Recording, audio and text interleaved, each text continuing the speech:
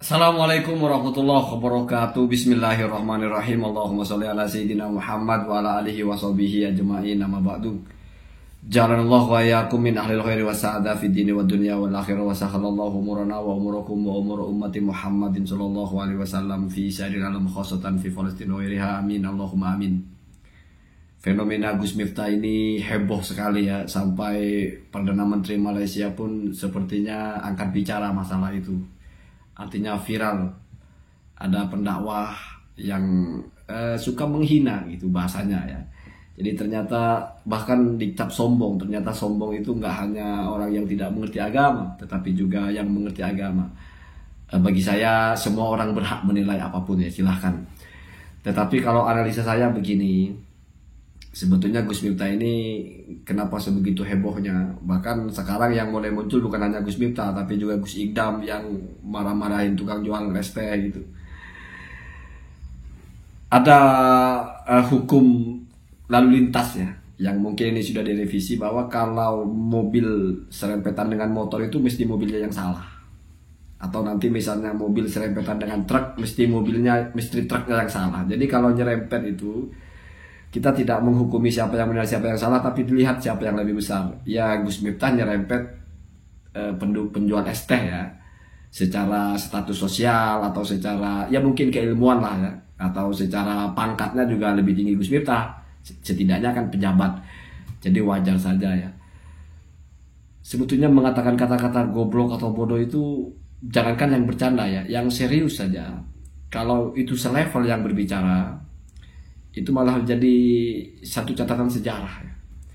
Dan tidak ada yang menganggap itu sebagai keburukan yang benar-benar. Kalau tidak percaya saya buktikan. Ini saya baca ya. Jadi terserah kamu persepsinya apa.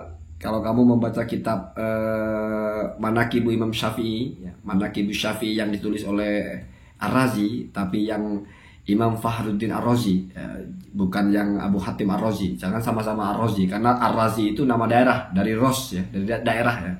Sama dengan Al-Maduri mungkin, atau Al-Bantani mungkin, atau Al-Makassari. Jadi Ar-Razi itu bukan nama marga, tapi nama daerah. Sama dengan Al-Ghazali, Al-Bukhari, At-Tabari, Tabaristan ya.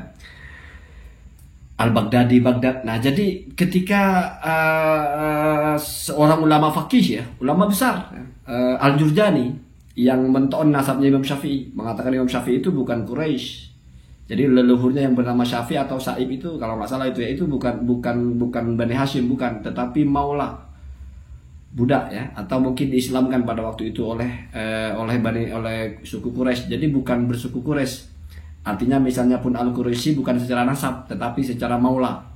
Karena kadang-kadang orang yang menjadi Maula dari sebuah suku, dia lalu disebut bersuku dengan itu ya. Misalnya salah satu contoh Al-Mahzumi, Maimun Ubaidillah bin Maimun, saya selalu ketawa kalau bicara ini ya. Ubaidillah bin Maimun Al-Qaddah, saya dimaki-maki masalah itu ya. Gak ada persoalan untuk apa ya. Al-Qaddah Al-Mahzumi, karena dia ini maulanya Bani Mahzum ya. Tetapi itu adalah yang periwayat hadis ya, bukan yang Fatimi itu. Nah, bagaimana Ar-Razi itu memanggil Al-Jurjani ini? Al-Jahil. Al-Jahil diulang-ulang. Wa ma qalahul jahil, wa ma qalahul jahil. Kalau kita bahasakan apa? Apa yang dikatakan si goblok itu? Apa yang dikatakan si bodoh itu? Apa yang dikatakan si tolol itu? Yang mengatakan Ar-Razi. Yang dikata-katain Al-Jurjani. Selevel. Nggak menjadi persoalan. Banyak kita lihat perdebatan antar ulama itu dengan bahasa-bahasa begitu. Ya. Kenapa? Karena mungkin ingin menegaskan bahwa itu salah, jangan diikuti, sehingga keluar dari si tajam. Tapi kalau seperti kasus Gus Miftah, kepada itu menjadi masalah besar itu ya. Ya memang sesuatu yang salah. Salah. Mestinya jangan begitu, bercanda pun jangan begitu ya. Jadi kalau mau sombong-sombongan misalnya, mestinya sombong-sombongannya itu ilmu. Mau maki-maki orang bodoh-bodoh atau goblok-goblok itu dalam kancah keilmuan saja. Ya, setidaknya punya sanad lah kalau mau. Ya. Jadi kalau kamu tidak setuju dengan orang, kamu cap dia tolol, kamu cap dia bodoh, itu setidaknya ada sanad. Nah, gitu ya. Setidaknya kamu ikut Ar-Razi. Kenapa? Karena kitabnya ada, bisa kamu cek. Dan bukan hanya dalam kasus itu. Kamu kalau bicara perdebatan akidah antara pakar Asy'ariyah ketika mengomentari pakarnya Al-Athariyah misalnya, atau ketika orang mengomentari Ibnu Taimiyah misalnya, mengomentari orang-orang yang berseberangan, itu keluar bahasa-bahasa itu. Ya. Ad-Dajjal ya. Bahkan dicap Dajjal itu ada kata pendusta, Dajjal. Tetapi itu dalam bingkai ulama. Dan mungkin kalau orang mengajarkan itu kepada masyarakat tidak diterjemahkan begitu mungkin ya, tetapi diberikan pengantar gitu. Kalau dalam komedi disapu lah. Ya ini mungkin tasyadud lah. Tetapi kenapa harus tasyadud? Karena saya yakin itu salah.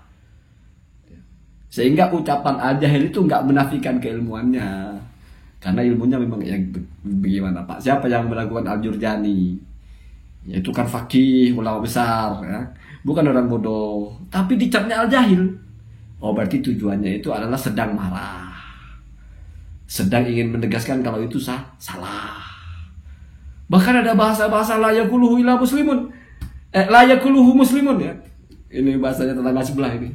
Saking marahnya itu kalau menolak pendapat orang itu, wa hadza la yaquluhu muslimun. Ini nggak mungkin diucapkan seorang muslim ketika dia sedang mengomentari ucapan seorang ulama. La yaquluhu muslimun. Tidak ada orang muslim mengatakan ini. Bukan berarti mengkafirkan. Itu kan ihtimal. Berarti saya tidak yakin dia yang bilang seperti itu. Mungkin disalahpahami ucapan. Sekarang udah nggak terlalu serius-serius ya bicara masalah apapun. Sudah susah ya mengawal perkembangan netizen ini, susah. Tapi kalau saya lihat pola-polanya kok sepertinya sedang ada pengkorekan sekarang nggak ke Habib kayaknya, tapi ke Gus-Gus yang asli ini ya, kiai-kiai juga mungkin nanti akan muncul. Saya lihat terbaru itu diadu-adu antara Gus Miftah dengan Gus Ikdam, diadu dengan Gus Baha. Nanti mungkin Gus Baha diadu dengan siapa, jadi musim adu-adu.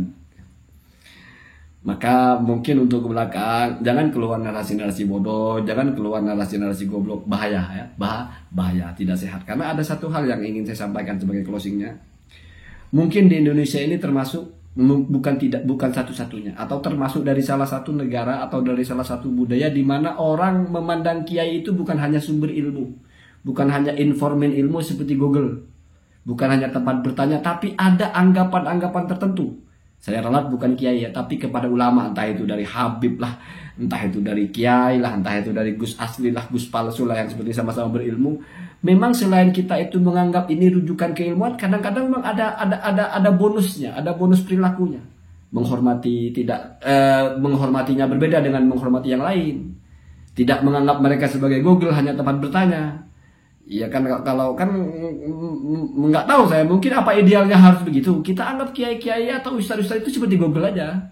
Artinya ya manusia biasa aja, cuman kita butuh tanya saja ya. Sama dengan tanya ke Google, "Hai Google" gitu. Atau kita ketik aja sambil boker lah, sambil di WC kamu ketik-ketik keluar pertanyaan. Kenapa? Karena kalau menghormati ini kultus, fanatik kepada kiai, fanatik kepada kiai, fanatik kepada Gus, fanatik. Ini kayaknya ada yang kelompok-kelompok yang menganggap ini berbahaya sekali, fanatik begini nih. Terlalu erat hubungan umat dengan ulama ini, terlalu nempel. Ada kasta. Jadi ulama kok bisa di atas orang gitu? Kan sama-sama orang. Oh dia hebat, Google juga hebat. Kenapa Google nggak di atas kita? Tapi kok ulama kenapa di atas kita? Kayaknya mungkin ada sebagian orang yang menganggap ini nggak bagus ini. Kita setara. Apalagi masalah nasab, masalah ilmu, nggak ada kita itu yang lebih unggul dari siapapun, kecuali masalah duit. Karena kamu tidak akan bisa petenteng di depan orang kaya. Kamu akan tetap jadi jongosnya orang-orang yang mempekerjakan kamu. Ya.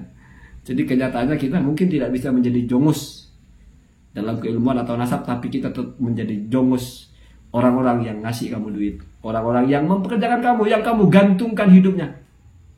Karena kamu coba petentang-petenteng depan dia, dipecat, sengsara kamu seumur hidupnya. Jadi pada akhirnya mungkin tatanan yang paling kuat diterima semua orang hanya satu saja, yaitu materi. Ya mungkin zamannya sudah seperti itu ya, pedas ya. Allahumma dinna tasabil. Assalamualaikum warahmatullahi wabarakatuh.